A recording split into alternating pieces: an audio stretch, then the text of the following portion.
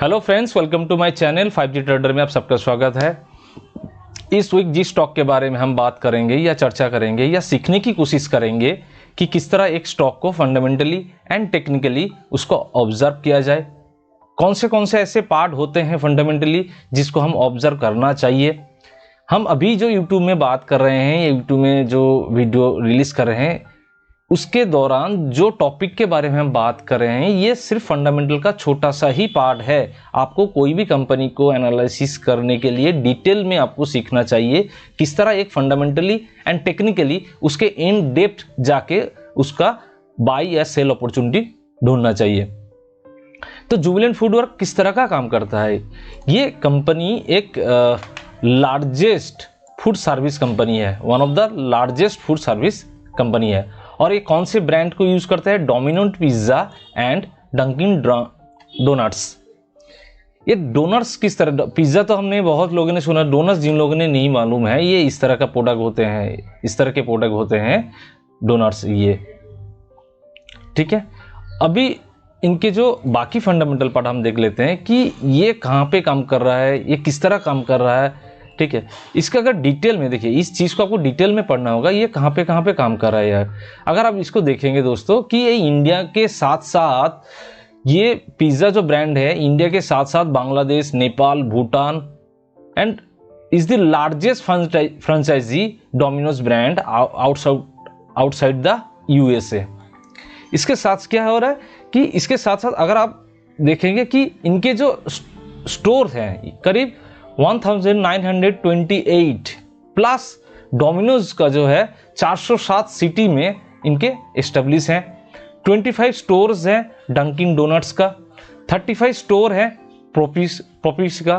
प्रोपी क्या होते हैं? 22 store it's own brand Hong's Kitchen, यानी इन लोगों का खुद का भी एक ब्रांड है, ये दूसरे के ब्रांड को भी फ्रेंचाइजी लेके काम कर रहे हैं एंड इनके खुद के भी ब्रांड है and over the India and outside the India इनका काम हो रहा है। आप इसको डिटेल में पढ़िए तब आपको ये पता चल जाएगा किस तरह की कंपनी अपने आप को डेवलप कर रहे हैं, किस तरह कंपनी अपने आप को एस्टेब्लिश कर रहे हैं, किस तरह एक कंपनी अपने जो प्रोडक्शन कैपेबिलिटी है इसको एक्सपेंशन कर रहे हैं, ठीक है। इसके साथ साथ आप इस चीज को अगर डिटेल में पढ़िएगा तो आपको ये पता चलेगा, ठीक है। मैं इसको डिटेल में पढ़ने जाऊंगा तो इट विल टेक टाइम, इसलिए मैं इसको शॉर्टकट में बता रहा हूं। अगर हम इनके जो balance sheet, profit and loss account है, इसको अगर देखेंगे डिटेल्स में, क्या है कि 2012 में जिस तरह का सेल्स था करीब 1000 करोड़, ये बढ़ के हो चुका है करीब 5000 करोड़ से भी ज्यादा सेल्स इनका बढ़ चुका है, ठीक है। नेट प्रॉफिट जहां पे 2012 में इनका था करीब 103 करोड़, कितना था? 103 करोड़, ये बढ़ के हो चुका है करीब 2220, ये 220 करोड़। मगर इससे पहले 2020 यानी 2021 एंड 22 में इन लोगों का जो नेट प्रॉफिट था ये सबसे ज़्यादा नेट प्रॉफिट था, उसके बाद ये नेट प्रॉफिट घटा है।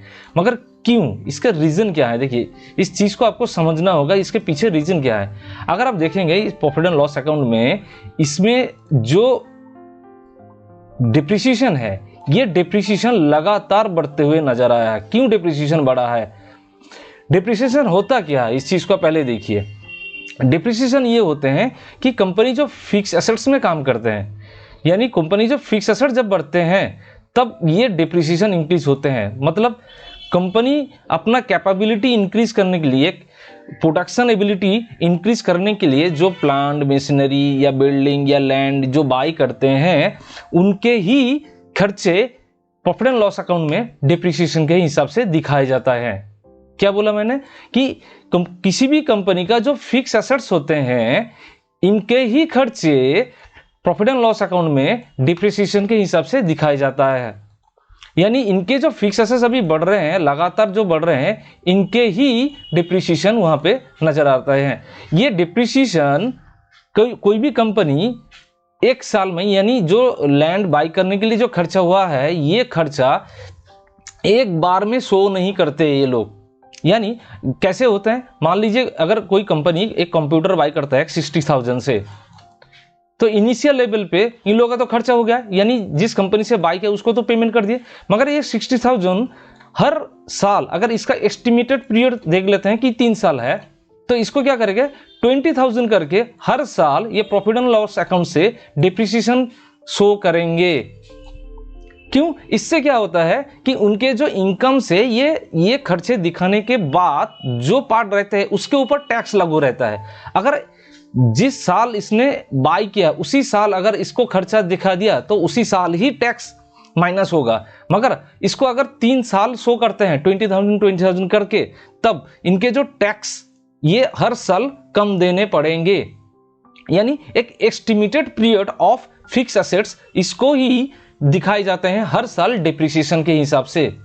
तो इस चीज को आपको डिटेल में जानना चाहिए किस तरह कैलकुलेशन होते हैं। इसके साथ साथ इनके इंटरेस्ट जो है ये भी बढ़ा है। क्यों बढ़ा है? क्योंकि अगर देखिएगा इनके जो बैलेंस शीट में जो लीज लाइबिलिटीज हैं, लीज लाइबिलिटीज, अब लीज लाइबिलिटीज क्या होते हैं? देखिए बोरोइंग साइड में आप देखिएगा long term borrowing, short term borrowing and lease liabilities. Long term borrowing वो होते हैं कि एक 1 ईयर से ज्यादा जो लोन लिए हैं इसको लॉन्ग टर्म बोरिंग कहा जाता है। शॉर्ट टाइम बोरिंग कहा जाता है लेस देन 1 ईयर के अंदर जो लोन लिया जाता है इसको शॉर्ट टर्म बोरिंग कहते हैं। एंड लीज लाइबिलिटीज इस तरह का लाइबिलिटीज होते हैं कि अगर किसी एसेट्स को यूटिलाइज करने के लिए, किसी दूसरे के एसेट्स को यूटिलाइज करने के लिए जो पेमेंट किया जाता है, लाइक आपने किसी बिल्डिंग को रेंट पे लिया है, उसके लिए आपको जो पेमेंट करना पड़ रहा है दैट इज लीज लाइबिलिटीज। तो इस तरह के लाइबिलिटीज जो लॉन्गर पीरियड के लिए होते हैं, इस तरह के लाइबिलिटीज इसीलिए बैलेंस शीट में आते हैं और इसका ही इंटरेस्ट यहाँ पे दिखाया गया है प्रॉफिट एंड लॉस अकाउंट में। ये दोनों पार्ट की वजह से इन लोगों का जो नेट प्रॉफिट है ये घटा है, मगर ये एक्चुअल में शो नहीं है। क्यों? क्योंकि अगर ये डिप्रिसिएशन है, ये डिप्रिसिएशन अभी तो ये खर्चा नहीं है ना, क्योंकि ये ऑलरेडी खर्चा हो चुका है। ये सिर्फ अभी अकाउंटिंग फॉर्मेशन है।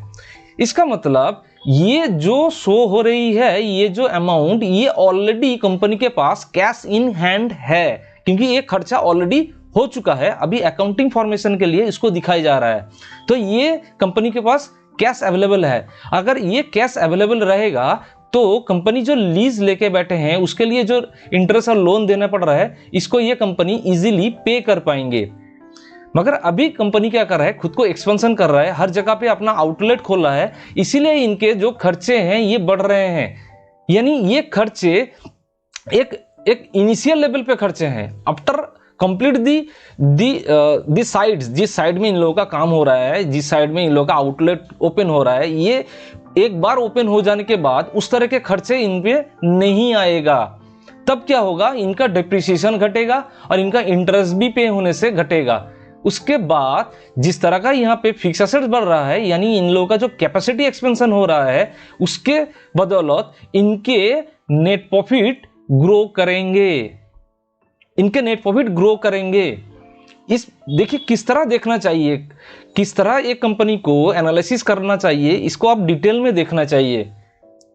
तो ये कंपनी इन फ्यूचर ग्रो होने की प्रोबेबिलिटी बहुत ही ज्यादा है, क्योंकि इनका सेल्स पे कोई इंपैक्ट नहीं है। सेल्स इनका लगातार बढ़ रहा है, इंपैक्ट आया है नेट प्रॉफिट में। इसमें 2 रीजन है, ये है इंटरेस्ट एंड इनके डिप्रिसिएशन। ये डिप्रिसिएशन, मैं दोबारा कहता हूं, ये डिप्रिसिएशन फिक्स एसेट्स बढ़ाने के लिए, खुद को एक्सपेंशन करने के लिए, जो आउटलेट ले रहे हैं उसके लिए डिप्रिसिएशन है। इसके लिए तो ये इनिशियल लेवल पे ये खर्चा है, धीरे धीरे करके ये खर्चे कम हो जाएंगे और इनके नेट प्रॉफिट जो ये बढ़ने लगेंगे, तो कंपनी ग्रो करने लगेंगे। और इनके अगर पार्ट देखें हम लोग, अगर अदर पार्ट देखें, जैसे इनके जो प्रोमोटर होल्डिंग है, ये प्रोमोटर होल्डिंग काफी हद तक अच्छे हैं, 41.94%। एंड DI एंड FI इन लोगों ने अपना स्टेक बरकरार रखा, एक काफी हद तक ज्यादा है, 26%, 27%, 22% करके इन लोगों का स्टेक है। अगर ये सोचिए बिग प्लेयर या मार्केट मूवर जिन लोगों को मैं कहता हूं, इन लोगों ने इतने बड़े पोजीशन, इतने बड़े स्टेक इस स्टॉक में क्यों लग के रखा है? क्योंकि इनको ये लग रहा है कि इन फ्यूचर इनके ग्रो होने की प्रोबेबिलिटी है। जहां पे हम क्या देख रहे हैं कि इनके नेट प्रॉफिट घट रहे हैं, फिर भी यहाँ पे FI अपना स्टेक बढ़ा रहे हैं 25 से 26 एंड 27। DI 21 भी था, अभी 22 हुआ था, 21 करीब उस लेवल पे है। क्यों है? क्योंकि ये लोग खुद को एक्सपेंशन कर रहे हैं इन फ्यूचर। देखिए अभी जब भी खुद को एक्सपेंशन कर रहे हैं, इसका मतलब है कि इमीडिएटली इनका सेल्स एंड नेट प्रॉफिट बढ़ जाएगा। ये इट विल टेक टाइम, मगर खर्चे तो अभी हो रहे हैं ना, इस चीज को समझना होगा। खर्चे अभी हो रहे हैं, इसलिए इन लोगों का नेट प्रॉफिट घटते हुए नजर आ रहा है। तो इन फ्यूचर इनका प्रोबेबिलिटी बहुत ही ज्यादा शो हो रही है कि ये बढ़ने वाला है। तो ओवरऑल फंडामेंटल हम जो डिस्कस किए हैं, इसके आधार पे हम ये देख रहे हैं कि इसके इनके जो प्रोबेबिलिटी है, इनके जो ग्रोथ है, इन फ्यूचर बढ़ने की प्रोबेबिलिटी है। इनको और भी डिटेल पे आपको जानना चाहिए। इनका conference call, KD rating, annual report किस तरह पढ़ना चाहिए, इसको आपको डिटेल में जानना चाहिए। अभी क्या देख रहे हैं, इनका टेक्निकल पार्ट देखते हैं। तो टेक्निकल हम पार्ट क्या देख रहे हैं कि जुबिलेंट फूड अपने ऑल टाइम हाई से जब 2021 अक्टूबर में था, उससे अभी प्राइस जिस लेवल पे ट्रेड कर रहा है, ये करीब 49% नीचे ट्रेड कर रहा है। यानी ये डिस्काउंटेड लेवल जिसको हम कहते हैं, क्योंकि इनका जो ओवरऑल स्ट्रक्चर देखेंगे, इनके ओवरऑल स्ट्रक्चर ये काफी हद तक पोटेंशियल स्ट्रक्चर है। इनका अगर हिस्ट्री देखेंगे, ये स्टॉक आपने ऑल टाइम हाई से लास्ट टाइम जो गिरा था ये 57% था। उसके बाद ये अभी जो गिरा है, ये भी अपने ऑल टाइम हाई से कितने गिरे थे, करीब 54%। अभी किस लेवल पे ट्रेड कर रहा है, अभी ट्रेड कर रहा है 50% के करीब, या थोड़ा सा ऊपर 49-50% करीब। तो ये अपॉर्चुनिटी है मेरे लिए, मैं जिस तरह से देखता हूं ये अपॉर्चुनिटी है। अगर इसमें प्राइस बिहेवियर देखें, देखिए किस तरह प्राइस बिहेवियर देखने, इसमें अगर प्राइस बिहेवियर देखें कि प्राइस जो गिरा था अभी थोड़ा सा ऊपर गया, फिर गिरा, अभी ऊपर गया और फिर गिर रहा है। देखिए इसमें क्या सिनेरियो देखना है, पहले जिस फ्लो से गिरा था, यानी जो पहले जो रेंज थे अपने हाई से, जिस तरह का रेंज थे, अभी सेकेंड टाइम उनका रेंज हाफ हो चुका है, उतना रेंज नहीं है, उससे भी कम है, उससे भी बहुत ही कम है। और सेकेंड टाइम जो गिरा था उसका रेंज थर्ड टाइम में उससे भी कम है। यानी सेलिंग जो स्ट्रेंथ है ये घट रहा है, और उल्टा हम क्या देख रहे हैं, बाइंग जो स्ट्रेंथ है ये बढ़ रहा है। देखिए जो बाइंग स्ट्रेंथ था इससे पहले जो लेवल था, अभी देखिए उससे थोड़ा सा ज्यादा है, थोड़ा सा, ठीक है। तो जिस लेवल से प्राइस अभी बाई होके गया था इससे पहले, कहां पे, जिस लेवल पे इससे पहले बाई होके गया था, जिस लेवल पे प्राइस इस लेवल बाई होके गया था, प्राइस अभी उस लेवल पे आया है। यानी मंथली टाइम फ्रेम के हिसाब से अगर हम देखें जी, ये जो सपोर्ट वाली कहानी है ये इस लेवल पे था, तो इस सपोर्ट को ब्रेक किया, हर किसी का स्टॉप लॉस हिट हुआ और इसने यहां से ही प्राइस मूव किया। अभी प्राइस आया है, यहां पे भी एक सपोर्ट नजर आता है ये, और प्राइस उसी रेंज में अटक गया है। हो सके प्राइस इस सपोर्ट को ब्रेक करके उसके बाद प्राइस ऊपर जाए, ये भी हो सकता है, और ये भी हो सकता है कि प्राइस इस लेवल से भी ऊपर जा सकता है, क्योंकि अगर वीकली टाइम फ्रेम के हिसाब से देखें, यहाँ पे एक बेस बनते हुए नजर आ रहा है, और जिस तरह का कैंडलस्टिक फॉर्मेशन एंड वॉल्यूम यहाँ पे इंक्रीज हो रहा है, ये नजर हो रहा है कि कहीं ना कहीं प्राइस को जो डिस्काउंटर लेवल पे मिल रहा है, बायर इस लेवल पे इस प्राइस को एक्युमुलेट कर रहा है। तो अगर हम इस लेवल से इनको बाई अपॉर्चुनिटी ढूंढते हैं तो इसका टारगेट क्या रहेगा। देखिए इनिशियल लेवल पे इनके जो लास्ट रेसिस्टेंस थे ये रहेंगे फास्ट टारगेट, ठीक है। ये कितने परसेंट है, ये है आपका 32%। सेकेंड इनका टारगेट क्या रहेगा, इनका टारगेट रहेगा इस लेवल पे, यानी अभी लेवल से अगर टारगेट देखें कितना, 42%। यानी हम लोगों ने जो टारगेट मिला, एक हुआ इस लेवल पे टारगेट मिला हमको, दूसरा क्या है इस लेवल पे टारगेट मिला। मगर ये कंपनी जिस तरह आपको एक्सपेंशन कर रहा है, खुद को एक्सपेंशन कर रहा है, इसका एक्चुअल टारगेट रहेगा इसका ऑल टाइम हाई जो है इस लेवल पे, यानी करीब 920 तक। और अभी प्राइस जिस लेवल पे है वहां से इसका टारगेट कितना परसेंटेज रहता है, इसका परसेंटेज रहता है करीब 100%। ये 100% शायद एक साल में नहीं आएगा, ये 100% शायद 2 साल भी टाइम लग सकता है। ये काफी है, अगर 2 साल में मेरा पैसा डबल होता है, 3 साल में मेरा पैसा डबल होता है, ये काफी होता है। इस चीज को समझना होगा किस तरह हम चीज़ों को देखना चाहिए, इसके पीछे आप अगर ध्यान देंगे, किस तरह चीज़ों को नज़र देना होगा, ये इसको आप सीखिए। आप किसी का अगर वीडियो देखते हैं तो उसमें सीखिए कि किस तरह मुझे देखना है। दूसरे के ऊपर डिपेंड होकर बाय एंड सेल करेंगे तो आपका उतना रिजल्ट आपको नहीं मिलेगा। आप उसके पीछे रीजन ढूंढिए, ठीक है। मेरे जो टेलीग्राम चैनल है उसमें मैं ऑप्शन रिलेटेड या अदर जो पार्ट होते हैं इसको मैं देता रहता हूं। यहाँ पे जो भी इंटरेस्टेड होते हैं इसमें आप मेरे ऐड हो सकते हैं। चार्ट शेयर करता हूं, जो पार्ट रहते हैं मैं ऑप्शन रिलेटेड ये भी शेयर करता हूं। थैंक यू दोस्तों। अगर आपको कुछ सीखने को मिल रहा है तो आप चैनल को लाइक कीजिए, सब्सक्राइब कीजिए और कमेंट में ये बताइए कि किस तरह हम इसको और भी बेहतर कर सकते हैं, क्या आपको जानना है। Thank you.